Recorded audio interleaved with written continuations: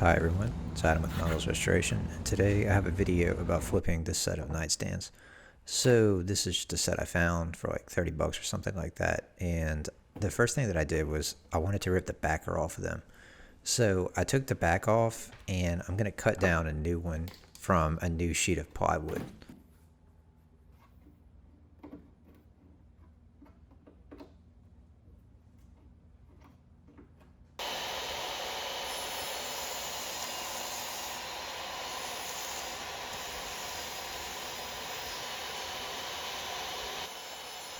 So typically these pieces will have like a rabbet or something like that where the backer will sit, and you just want to make sure that it fits in there properly. Now I am going to wallpaper the backs, as you could probably see from the thumbnail. So what I'm going to do is put a Centurion 1111 primer on it, and it's just basically a new wood primer, and that'll be good to wallpaper over.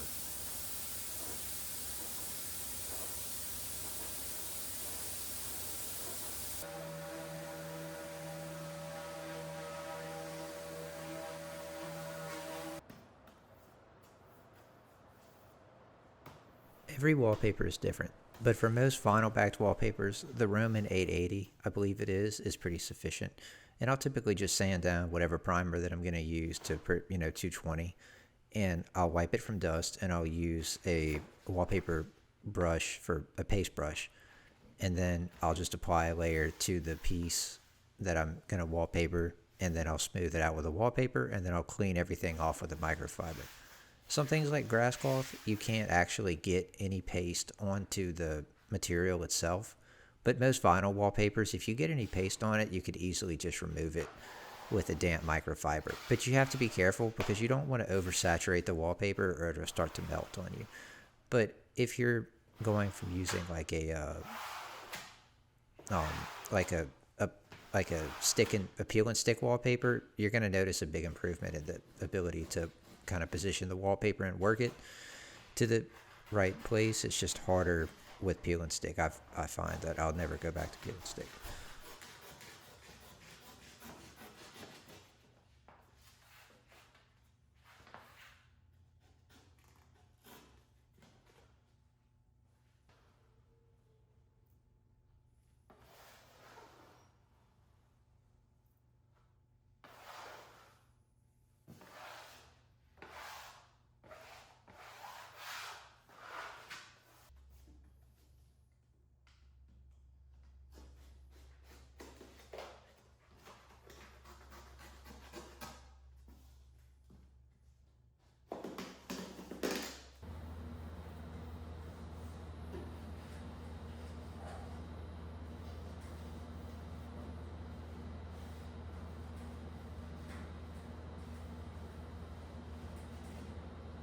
Typically, my paint process starts with cleaning. Well, it always starts with cleaning, unless it's raw wood.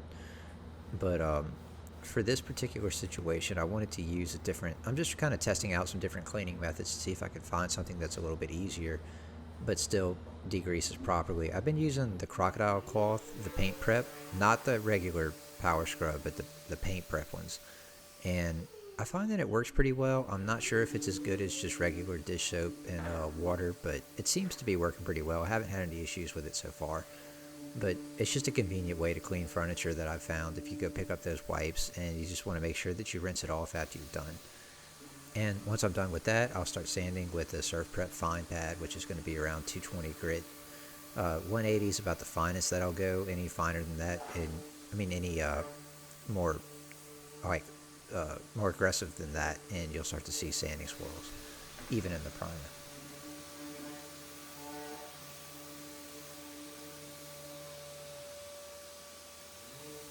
I like using the foam pads for the interface. That's basically just like it's like the squishy kind of foam pads from Surf Prep, and then I'll use the firm ones on the flat surfaces.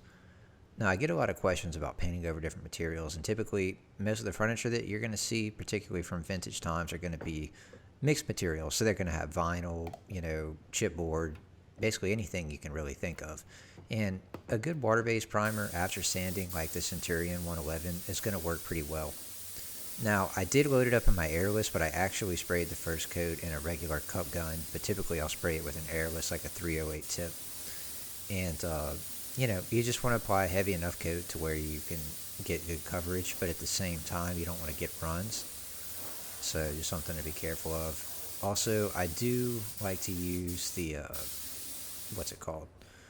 The vinyl sealer over really questionable surfaces, but for something like this that's mostly wood with maybe a little bit of a vinyl or some kind of laminate top, I'm okay to use the water-based primer.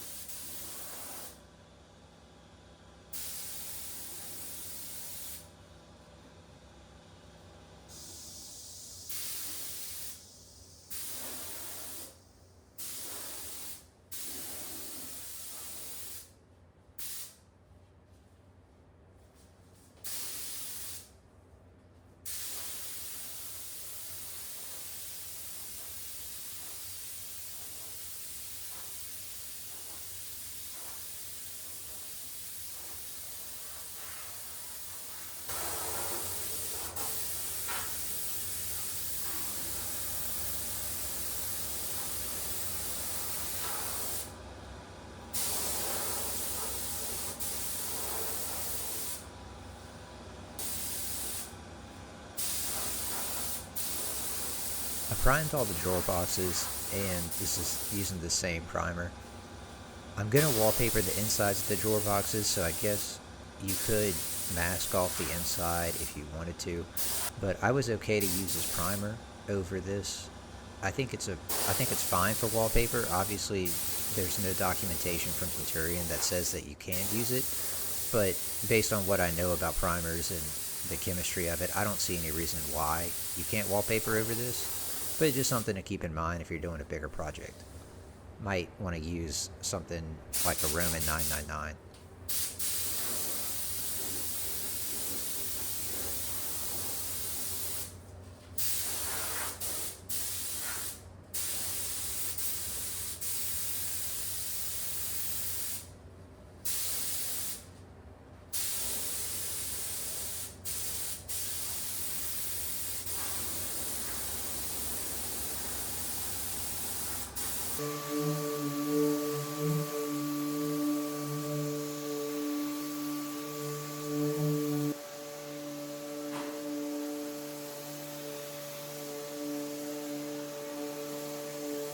After my first primer coat, I'm typically going to be sanding with a very fine pad, which is going to be 280 to 320 grit if you're using regular paper as opposed to Surf Prep. So I think 320 grit works pretty well in between coats of primer. And I just put 2 coats. I did the second one with an airless. It's a lot more peaceful without having to listen to that compressor, and also the airless gets a better finish, but you do have to be careful with runs. And I use a 308 tip. I just make one pass as quickly as I can to get a well saturated surface like that, and then I move on. You don't want to keep spraying it. You will definitely get runs with a product like Centurion.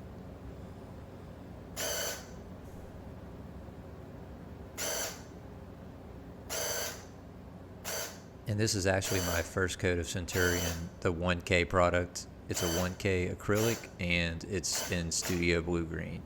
I'm just being careful on the inside of the cabinet, trying to not get any runs, and being very careful about how I shoot it. So the color it's a Sherwin-Williams Studio Blue Green, but it was custom color matched in the Centurion product. And I like this color a lot. It's a pretty green, kind of blue-green color. It's done pretty well for me selling pieces of furniture.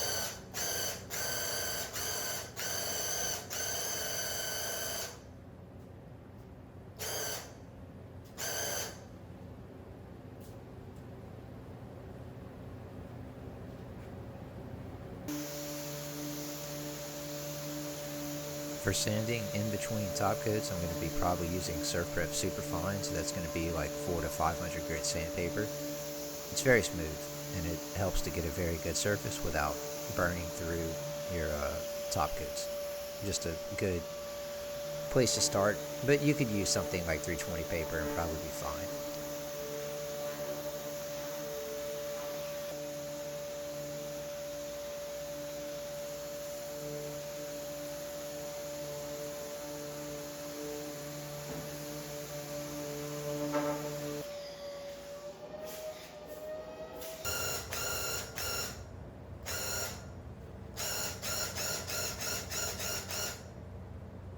This was the final top coat of the Studio Blue Green and the Centurion 1K product. And I just applied it at about the same thickness. And I'm really careful on the last coat to make sure I don't get any runs.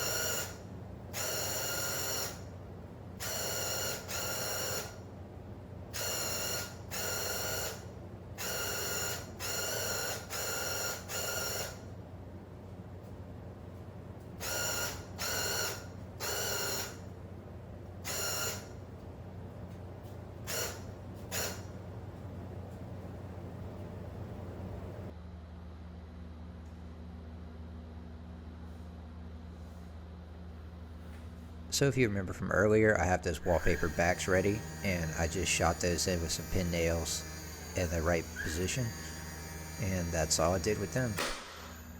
And everything turned out fine. You just want to be careful and make sure you don't go through the side or, go through your finished painted surface. That would cause a lot of problems. And now I'm going to paper the inside of the drawers because they were kind of just like a cheap chipboard, and I wanted to make them look better. So I used a paste brush, and I applied some of the Roman 880 wallpaper paste, and then I just cut my paper down to size, and I just applied it and smoothed it out with the wallpaper smoother and a microfiber that was damp.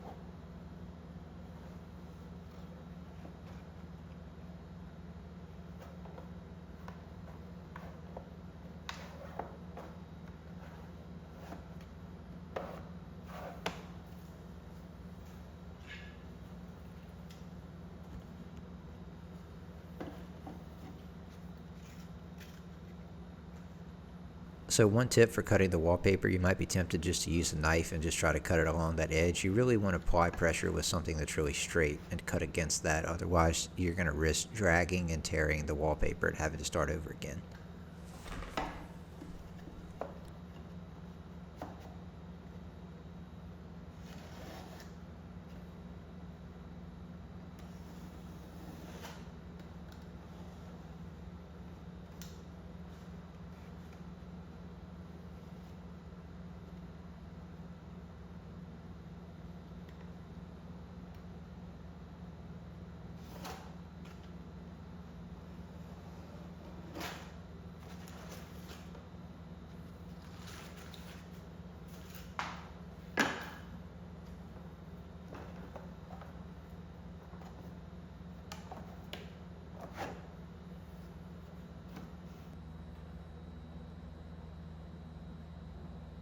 So after all that was said and done, I got the cabinet hardware, the new one, put on. I got these gold pulls from a hardware supplier near me, and I got everything staged up and ready and listed it. I've had a ton of views and a ton of saves, but I still haven't sold them yet. I listed them for $275, so that was that would be an okay sale, but I didn't really want to go any cheaper or more expensive.